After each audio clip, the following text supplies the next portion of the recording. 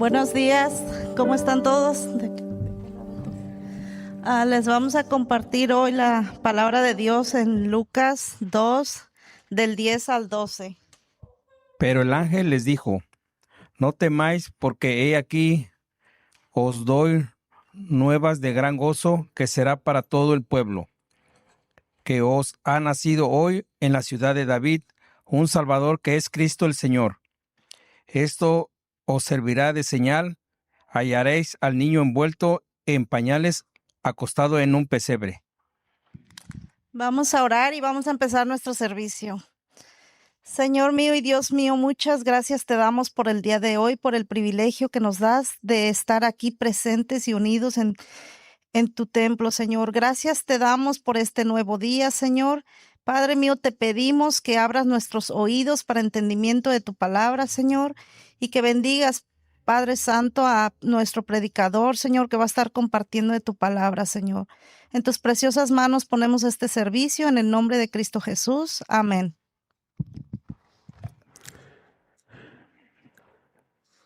Gracias, Felicitas, por encendiendo la vela de alegría.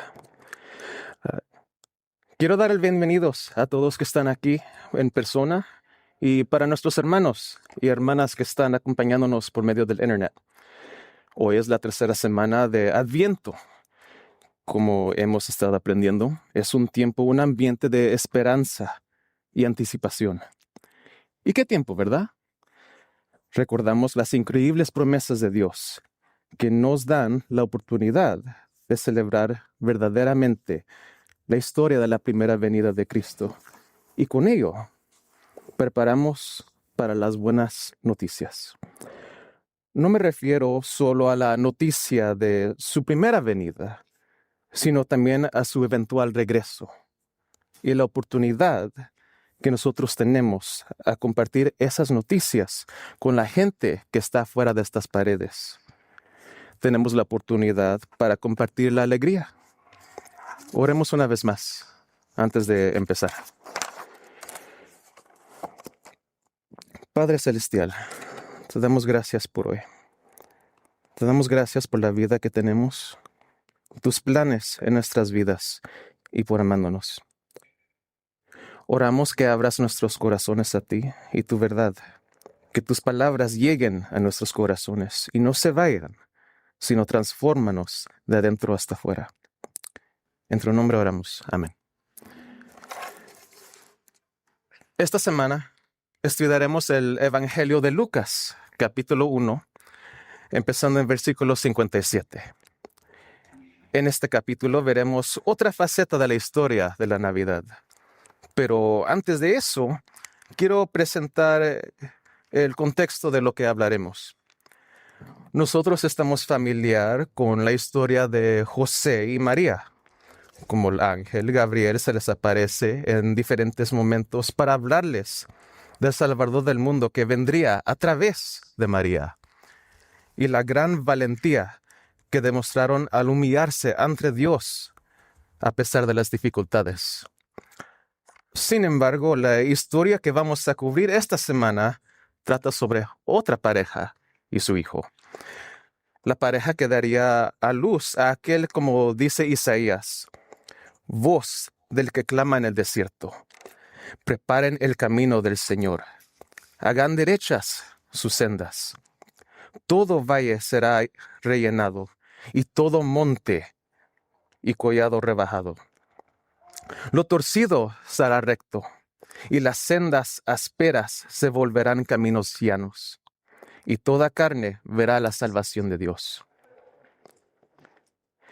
En los primeros versículos del capítulo 1 de Lucas, se nos presenta a dos personas, Zacarías y Elizabeth.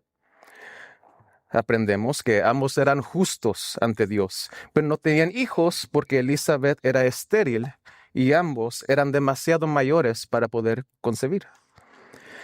Aprendemos que un ángel del Señor visitó a Zacarías y le explicó: tu mujer Elizabeth te dará a luz un hijo y lo llamarás Juan. Será un hombre con el espíritu y el poder de Elías y preparará para el Señor un pueblo buen dispuesto. Desafortunadamente, Zacarías dudó y terminó sin poder hablar hasta el día en que cumpliera lo prometido. Adelantándose el tiempo, tal como se había prometido, Elizabeth concibió. 9 meses después, tuvo su hijo. Ahora empezamos con versículos 57 y 58. Cuando a Elizabeth se le cumplió el tiempo de su alumbramiento, dio a luz un hijo, y sus vecinos y parientes oyeron que el Señor había demostrado su gran misericordia hacia ella, y se regocijaban con ella. Elizabeth no es la primera mujer en concebir de una manera tan milagrosa. Con su historia, Elizabeth se une a una lista de mujeres como Sara, Ana y Ruth. Todas ellas no pudieron quedar embarazadas hasta que Dios las bendijo. Esto trae, como nuestra vela, gran alegría. La llegada de este niño, Juan, está marcada por la bondad divina. Y con oyendo de las buenas noticias, vecinos y familiares llegan para celebrar y alegrarse con ellos. Pues, ¿por qué no? Lo que es imposible para el hombre solo es completamente posible bajo el poder de Dios. Antes de continuar, quiero decir 2 cosas. 1, Elizabeth no recibió esta promesa porque ella era buena o amable. A decir que eso era el caso es a decir que Dios es alguien con quien puedes negociar. Dios es el creador de todo y Él no necesita nada. Él no es alguien que nosotros podemos controlar. La razón que Elizabeth recibió esta promesa es porque Dios es misericordioso. Segundo punto, la alegría comienza al reconocer la misericordia de Dios en nuestras vidas. Es algo profundo, arraigado en Dios y sus promesas.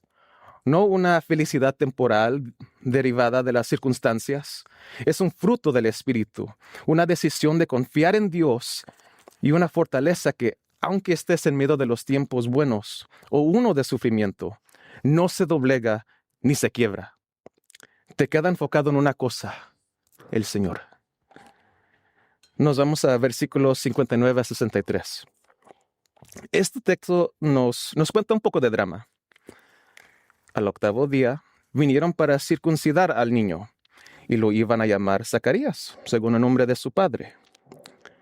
No, sino que se llamará Juan, respondió la madre. Y le dijeron, no hay nadie en tu familia que tenga ese nombre. Entonces preguntaban por señas al padre, cómo lo quería llamar. Él pidió una tablilla y escribió lo siguiente: su nombre es Juan. Y todos se maravillaron. ¿Qué está sucediendo? ¿Por qué de repente la familia tiene problemas con Elizabeth llamando a su hijo Juan? Hay que tener en cuenta la gente involucrada, cómo vivían y lo que era importante para ellos. Para el pueblo judío, la tradición es muy importante. A veces esas tradiciones eran como resultado de las palabras de Dios. Otras veces no. Te voy a dar 2 ejemplos de tradiciones que tienen que ver con lo que está pasando. La primera tradición: debes circuncidar y nombrar al hijo al 8º día. Conocido como Brit Milá o Bris, esto representa el pacto del bebé y del pueblo judío con Dios, comenzando con Abraham. Esto lo puedes encontrar en Génesis 17:12, que dice: a la edad de 8 días será circuncidado entre ustedes todo varón por sus generaciones. Simple. Para las niñas, ellos tienen hasta 30 días para nombrarla. Diferente circunstancia. La segunda tradición, y no algo mandado por Dios: a los niños se les ponen el nombre de su padre. La familia de ellos querían a Zacarías Jr. o Zacarías el segundo. Una nota curiosa del segundo ejemplo. Nosotros vemos en inglés que hay tantos nombres que terminan con son o son. Por ejemplo, Johnson, Mason, Richardson. La lista continúa. Es una tradición que se ha infiltrado en este y otros idiomas de ese tiempo y hasta hoy. Con lo que hemos aprendido de esas dos tradiciones, tenemos el contexto necesario para entender lo que está pasando. La familia presente quiere ponerle al niño el nombre del padre, pero Elizabeth dice no. Con esto se produce una conversación breve pero intensa. Si fuera lo suficiente intensa, quizás diría que hubo una discusión. ¿Por qué no quieres que tu hijo se llame Zacarías? ¿Qué te pasa? ¿Le estás faltando el respeto a tu esposo? ¿Se llama Juan el verdadero nombre del padre? No tomen eso lo último al serio. Pero romper la tradición es un grande no para ellos. Todos hablando después realizan que hay alguien que ha estado callado el entero tiempo. Y por buena razón, es mudo ahorita. Todos dan vuelta a Zacarías. Tal vez él estaba ahí tratando de agarrar la atención, brincando si sus pies lo pueden tomar. O tal vez nomás estuvo ahí esperando su turno y ha llegado. Quiero decir algo al lado, porque lo que está pasando es algo que todavía hasta pasa hoy. Es difícil tener gozo cuando se trata constantemente de complacer a todos, especialmente los familiares. Intentas una vez y otra vez complacer a todos, pero ¿qué logras? Terminas cansado, molesto, triste, y aun si de una manera lograste enfadar a alguien. Gálatas 1:10 nos dice, ¿por qué busco ahora el favor de los hombres o el de Dios? ¿O me esfuerzo por agradar a los hombres? Si yo todavía estuviera tratando de agradar a los hombres, no sería siervo de Cristo. Qué real es ese versículo en esta situación. Ahora, nos vamos un poquito para atrás a versículo 62. Entonces preguntaban por señas al padre, como lo quería llamar. ¿Era Zacarías también sordo? ¿Por qué señales? Quizás la edad, o tal vez todo el caos lo hizo difícil para comunicar con él. No tenemos suficientes detalles para explicar esto, pero Zacarías responde alineándose con la palabra de Dios. Él escribe en la tablilla, su nombre es Juan. Ahora, el nombre Juan, Yohanan, en hebreo significa el Señor es misericordioso. A este punto estoy seguro que ustedes pueden ver el tema sobre el capítulo. El nombre de Juan también definirá su mensaje mientras crece y cuando empieza a preparar el camino para el Señor. Versículo 63. Él pidió una tablilla y escribió lo siguiente. Su nombre es Juan, y todos se maravillaron. La familia entiende a este punto lo que está pasando. Ven que todo esto fue planeado por Dios y se maravillaron. Esto continúa en versículo 66, que en respuesta a lo que pasó, todos preguntaban, ¿qué pues llegará a ser este niño? Esto habla del gozo que pasará en el futuro. Pero esta pregunta no nomás está limitada a lo que hará Juan en el futuro. Él no lo puede hacer solo. Hay algo o alguien que falta en esta pregunta. Debería ser también, ¿qué hará Dios? ¿Qué es el gozo que viene en el futuro? ¿Qué es su plan? Porque cada vez que un evento como lo que pasó a Elizabeth ocurre, el mundo cambia para siempre. Nos damos el versículo 64. Al instante le fue abierta su boca y suelta su lengua, y comenzó a hablar dando alabanza a Dios. Qué difíciles debieron ser esos 9 meses para Zacarías, su esposa y el resto de la familia. A veces se necesita una pérdida momentánea para apreciar de verdad cuando finalmente se recupera. Pero también creo que en este tiempo de silencio, ellos dos tuvieron tiempo para crecer. En medio del silencio, Dios tiene la oportunidad de moldearte, de ayudarte a comprender, procesar y ver sus planes. sin distracciones, solo tú y el Creador. Como dice Salmos 46, 10. Estén quietos y sepan que yo soy Dios. Gracias a Dios por su misericordia. Después de 9 largos meses, Zacarías habla. Ya no hay dudas, sino fe y adoración. Adoración conducida por la fe. En el silencio, Zacarías finalmente lo entendió. En definitiva, actuar y adorar con fe significa que al buscar exaltar a Dios, no dependía de sus propios esfuerzos, entusiasmo, talentos, inteligencia, antecedentes, arrepentimiento ni deseo para que sus actos de adoración fueran aceptables. Su confianza residía en el carácter fiel de Dios y en la fiabilidad de sus promesas. Eso fue lo que dio vida a las palabras que Zacarías pronunció cuando recuperó la voz y dio gracias a Dios por todo lo que había sucedido. Nos vamos al versículo 80. Quiero que nos concentremos en este verso que voy a leer. Y el niño crecía y se fortalecía en espíritu, y vivió en lugares desiertos hasta el día en que apareció en el público a Israel. Esto involucra el uso del pretérito imperfector. ¿Por qué imperfecto?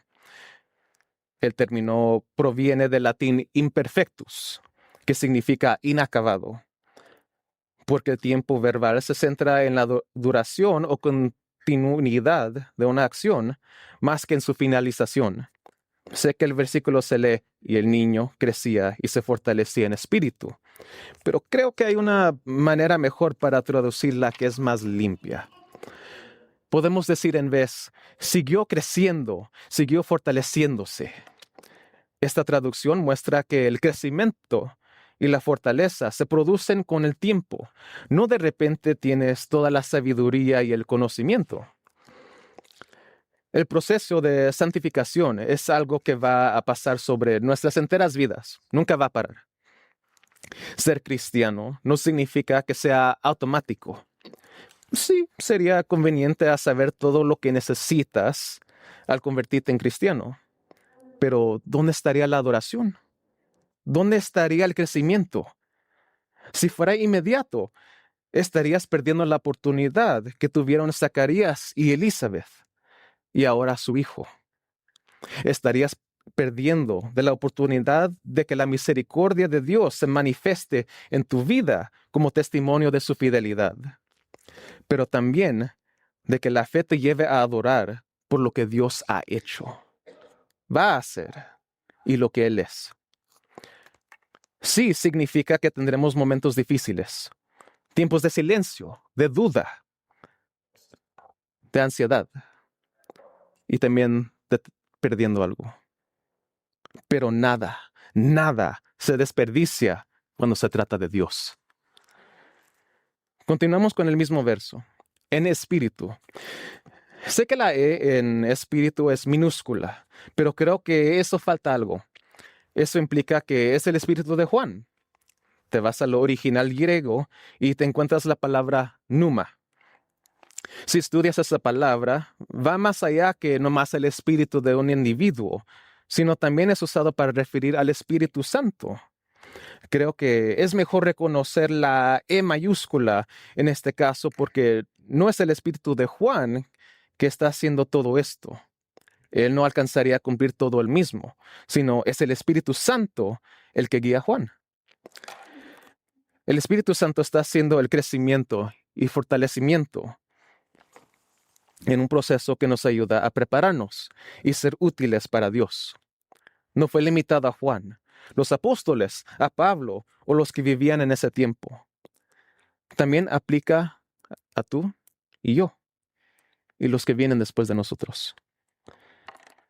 Todo esto nos habla de estar dispuestos a practicar los hábitos de gracia que el pastor Luis ha predicado, como la lectura de las Escrituras, el tiempo de soledad, la oración y las disciplinas de la fe. En hacerlo, el Espíritu Santo se vuelve más influyente en nuestras vidas Lo importante no es cuánto del Espíritu Santo tienes, sino cuánto de ti tiene el Espíritu Santo. Porque te aseguro, lo más que el Espíritu Santo te tiene, lo más que pones atención a esa voz que a veces se parece que no viene de ti. Esa voz que a veces suena como un susurro saliendo del corazón. Lo buscas y te cambiará a ti y cómo interactúas con el mundo para siempre. Es como lo que se ha dicho antes desde este púlpito. No puedes tener una relación con alguien, en este caso con Dios, si no tomas el tiempo de conocerlo y saber quién es. No puedes reconocer su voz en medio del ruido del mundo si nunca te tomas el tiempo de reconocerla. Por ejemplo, a mi hija me he tomado tiempo de conocerla, no nomás porque es mi hija, pero también porque la amo y quiero conocerla mejor. Y por eso puedo distinguir su voz en medio de una tienda o una calle llena. A mi cuñado lo reconozco no solo por su voz o su apariencia, sino por el tintineo o el ruido de sus llaves. Y tiene un montón. Sorry, Eric, I had to mention that. Disculpa, Eric, tenía que mencionar eso. Vamos a regresar a Juan el Bautista. ¿Cómo fue su proceso de crecimiento? Bueno, como vemos en este capítulo, los padres de Juan eran de mayor edad. Desafortunadamente, lo que es más probable es que fallecieron cuando él aún era joven. Pero eso no significa que las contribuciones a su vida fueron mínimas. No. De hecho, ayudaron a crear la base de quién él será. Lo que muchos eruditos creen es que después que su tiempo con sus padres se acabó, fue adoptado por un grupo llamado los esenios. Ahora, ¿quién eran los esenios? Las fuentes principales sobre ellos son escritos de autores como Flavio Josefo y Plinio el Viejo. No son mencionados explícitamente en la Biblia, pero eran una secta judía, similar a los fariseos y los saduceos, que priorizaban la santidad, la pureza y el distanciamiento de la corrupción del mundo. Consideraban a las demás sectas religiosas y a Jerusalén como contaminadas y corruptas. No creo que estaban muy lejos de eso. Ponían un fuerte énfasis en la preparación para el regreso del Señor mediante el estudio y la copia de las Escrituras. También se enfocaban en el bautismo, los rituales de pureza, y se asegurar la separación del mundo corrupto. Por eso estaban en el desierto. Para aquellos que disfrutan de los descubrimientos arqueológicos, la historia, o les gusta descubrir más cosas que prueban que la Biblia es exacta, ellos son considerados a ser los autores de los manuscritos del Mar Muerto, las copias más antiguas del Antiguo Testamento, encontradas dentro de unas cuevas en Qumran hace unos 80 años. Desaparecieron de la historia alrededor del año 70, tras la destrucción de Jerusalén. Sí tengo que decir esto, pero no hay evidencia directa en la Biblia, ni en documentos históricos que demuestre que Juan el Bautista era esenio, pero pueden ver la influencia del grupo basado en cómo él era. Ahora, ¿por qué creemos que Juan fue entrenado por los esenios? 1. Al igual que los esenios, eligió vivir en el desierto. Sentía que era el mejor lugar para concentrarse en Dios. No hay distracciones para alejarse de Dios, nomás un grupo dedicado a Él. 2. Él rechazó los lujos, el matrimonio, la intimidad, la comida demasiado rica y la ropa buena. Otra vez, no habían tantas cosas que tomaban la atención. También que no tenían que poner atención al resto del mundo tanto. Ellos se quedaban en una manera que ellos veían puros y como resultado podían dedicar más tiempo a aprendiendo y escribiendo. También igual que los esenios, su ministerio se enfocó en el bautismo, los llamados al arrepentimiento y la vida santa. Lo vemos en la Biblia y como la gente lo llamaban, Juan el Bautista. creía firmemente en que los últimos días estaban cerca. En otras maneras, prepárate, porque el Señor viene pronto. Ahora, ¿por qué creemos que Juan se separó de los esenios? Juan no creía en separarse de la corrupción del mundo, sino en interactuar con ella. Se enfrentó y debatió con las demás sectas religiosas. Denunció a Herodes por su vida pecaminosa y constantemente instó a todas las personas a arrepentirse y bautizarse. Podemos ver un ejemplo de esto en Mateo 14 y referencias a él en Mateo capítulo 21, versos 23 a 27.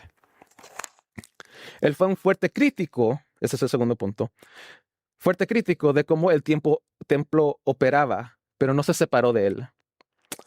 Si queremos estudiar un poco más profundo, vemos que no es el edificio con que él tenía problemas con, sino la gente que estuvo adentro que lo estaba operando. Él estaba preocupado más con los corazones de la gente en el templo y las vacías prácticas religiosas que estaban pasando.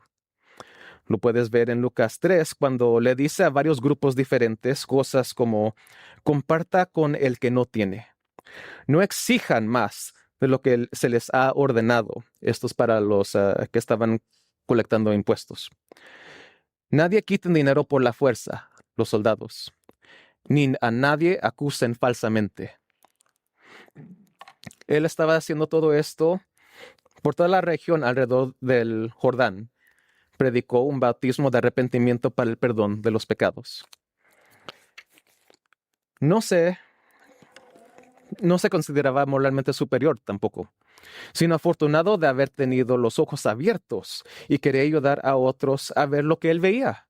Él tenía en el espíritu de Elías una pasión ardiente por interactuar con el mundo y advertirles del inminente regreso del Señor. Durante su ministerio, él usa Isaías capítulo 40, verso 3, para demostrar quién él, Juan, es y cuál es su propósito en este mundo. Ahora, si se te olvidó tomar el café o no dormiste muy bien, como yo, por favor, dejes que esto se quede contigo. ¿Qué podemos aprender de Juan al prepararnos para el regreso de Cristo? El primer punto es: hagamos espacio para Jesús. Igual que Zacarías, Elizabeth y María se prepararon en silencio e aislamiento. A veces necesitamos asegurarnos de tener un tiempo en el desierto. Nos alejamos del ruido del mundo y permitimos que el Espíritu Santo nos hable a medida que practicamos nuestras disciplinas espirituales. El segundo punto: dediquemos tiempo a la reflexión de sí mismo. ¿Hay áreas en que necesitamos arrepentirnos? No es fácil, es que normalmente no nos vemos nosotros como equivocados. Es importante no ver al arrepentimiento como un castigo, sino una preparación para el futuro. Tengo una creencia personal. Sé también que Pastor Luis tiene algo similar. No debemos pasar nuestro tiempo en la tierra preparándonos para dejarla. Ya saben, como la canción Yo Volaré. Cristo no nos ha llamado a escapar del mundo, sino a brillar en él y ser una presencia fiel. Por eso tenemos Hebreos capítulo 12, versículo 1. Por tanto, que tenemos en derredor nuestra tan grande nube de testigos, despojémonos también de todo peso y del pecado que tan fácilmente nos envuelve, y corramos con paciencia la carrera que tenemos por delante.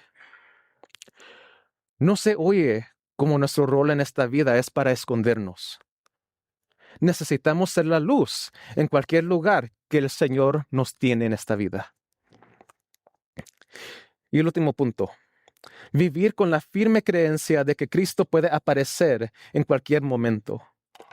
Mateo capítulo 24, versículos 43 y 44 nos dicen: pero entiendan esto, si el dueño de la casa hubiera sabido a qué hora de la noche iba a venir el ladrón, hubiera estado alerta y no hubiera permitido que entrara en su casa.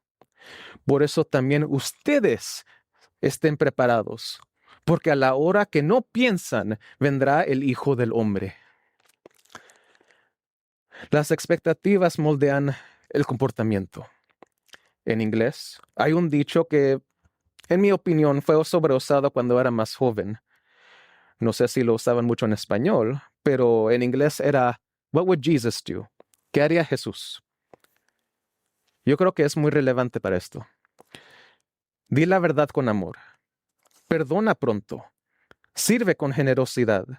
Pero también recuerda que todos estamos en un proceso. Tomen el tiempo para crecer en los frutos del Espíritu. Pero el fruto del Espíritu es amor, gozo, paz, paciencia, benignidad, bondad, fidelidad, mansedumbre, dominio propio. Contra tales cosas no hay ley. Gálatas 5:22-23. Dios no busca la perfección, sino la disponibilidad. Dios no llama a los capacitados. Él capacita a los llamados. Eso es tú y yo. Oramos juntos.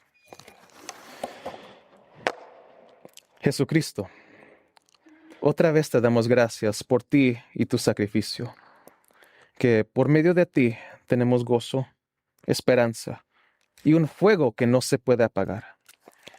Que ese fuego crezca y usemos esa luz para compartir las noticias de ti. Tú vives, tú amas y tú salvas. Cámbianos y úsanos para acercar a otros a ti, a que demos esas buenas noticias. Que esa alegría que nos has bendecido con esté presente en un mundo que lo necesitas. En tu nombre oramos. Amén. Gracias por estar en la sesión de la transmisión del servicio dominical de New Life Community Church. Esperamos que haya disfrutado el sermón y que le haya ayudado a comprender al Dios al que servimos, cómo interactuar amorosamente con las personas que lo rodean y tal vez le haya dado una mejor comprensión de sí mismo. Si desea saber más sobre New Life, visite newlifescottsdale.org. Encontrará más información sobre nuestra iglesia, actividades, eventos y sermones anteriores. También puede donar al ministerio de New Life haciendo clic en el botón que dice Donation o Donación en la esquina superior derecha. Una vez más, le agradecemos su apoyo. Recuerda hacer clic en el botón Me gusta y suscribirse. Que Dios te bendiga a ti, a su familia y a su semana.